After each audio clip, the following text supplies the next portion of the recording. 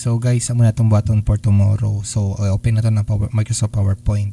And then kini siya nga is practice presentation by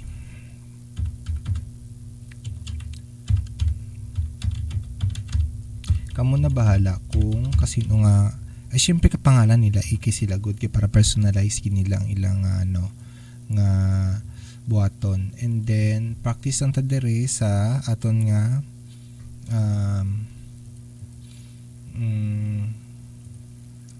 insertion sang image tapos ang text kay most likely ang mulang man na ang aton nga buhaton no sa presentation, dili na magita magdaghan-daghan kay basic laman ta. So ang aton buhaton is my favorite things. So pwede more than one, more than two animals, ay more than two dire para sa mga picture. So dapat maka-insert sila sa picture and then mabutangan nila og label. So paano ba na siya buhaton? So yun nga ni butang ka dire. Halimbawa, sunod na nga slide is favorite personalities.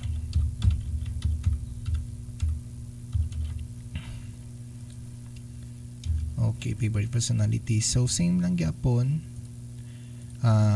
I-delete natin ni. So i-highlight lang nato siya tapos pinuton natin ang delete tapos dire insert lang ta pictures tapos pag-download ta halimbawa kini picture of pretty woman. So favorite personalities aton insertan lang nato na siya og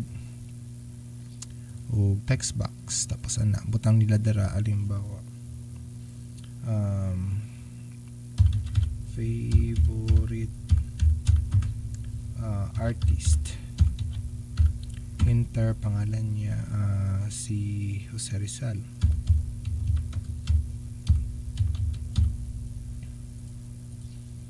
So i-practice lang gyapon dapat center ni siya ha, control E tapos gamit sang pag-bold tapos i-resize kay para magdako.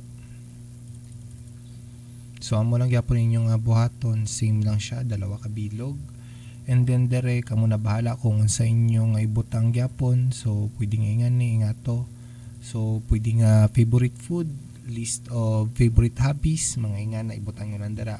Dire sa last is butang nyo lang og end.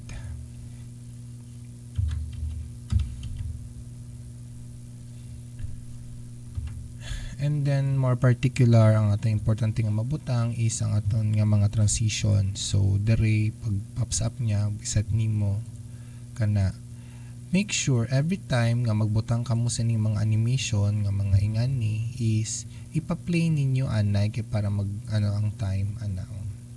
So dere show nimo kung unsa ang imo nga mga ginabuhat. So paano magbutang sang presentation sa isang animation sa presentation? So nada transition muna ni siya ang mga transition kini. And then animation na naman is katong ingana click mo na ning costume animation, may magawas diri sa gilid. So sa costume animation butang ng kadrig effect tapos mga emphasis kamo na bahala mag-experiment no, mag-set kung unsa. Amo lang ni siya particular ang buhaton naton tomorrow. So mag-insert lang ta og mga text box kining mga text i-customize na siya title and then mag-insert og picture, magbutang og label, mo lang gyapon insert ta sang text box. Diri ka mo na bahala. And then daghang pa kamo mabuhat pag halimbawa natapos sa sang bata, pahimuon mo pagid panamion mo pagid para sa iya. Mag-set ka og mga for example kini mga templates, mga themes kay para mag-enjoy siya kon sa iyang buhaton. Same as lang yapon sa freebies nga naga-set sila sang color, kung unsa dara, color green, no? Ana, pwede na siya nila buhaton, mga word art, mag-insert sila og word art kay para mas nindot. Okay, presentation, ana, sharing, ara ang na siya tanan. Kamo na bahala mag-customize kay inyo man na siya nga klase make it ang ilang output is presentable nga mapahambog nyo. So kay para wala di para napod tayo competition char. Kung kasi ng output ang pinakanindot, so ni na ako maghatag sang standard. So experiment, make it customize, the more the mas gwapo siya, mas nindot. Kasi redundant. Okay. So kana siya atong buhaton for tomorrow.